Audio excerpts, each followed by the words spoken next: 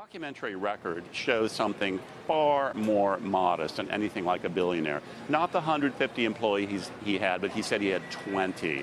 Not billions under management, but a statement he filed in the Virgin Islands that said 88 million.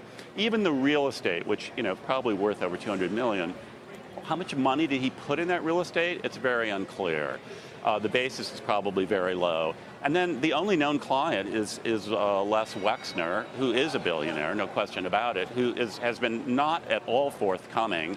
He seems to be like the only person who might know, like, well, did he have performance reports? Did he have audited financial statements? What kind of returns was he making for him on all this money?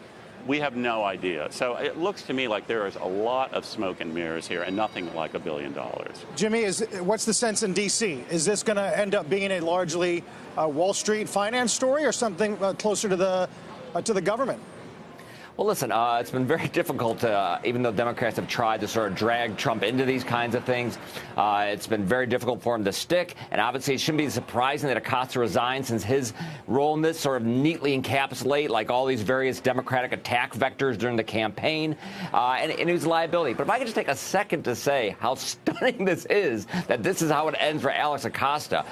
When the president was very positive about him, that was widely shared in the Republican Party, who really viewed him as an upcoming star, and actually an already star in this administration, doing interesting stuff at the Labor Department with apprenticeships.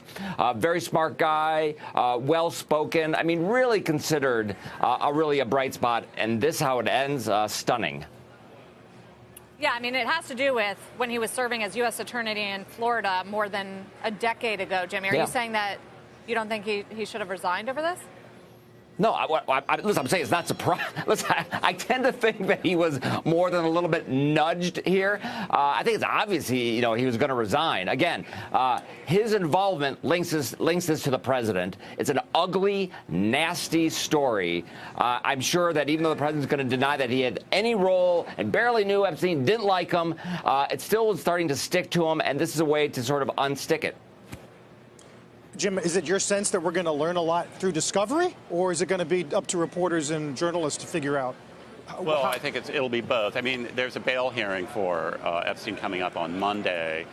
His lawyers have acknowledged that they have not provided any kind of actual financial disclosure. Now, in a typical bail proceeding, you do have to disclose your assets.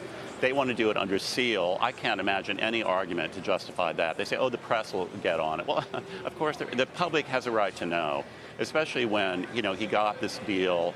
He's supposedly been under supervision.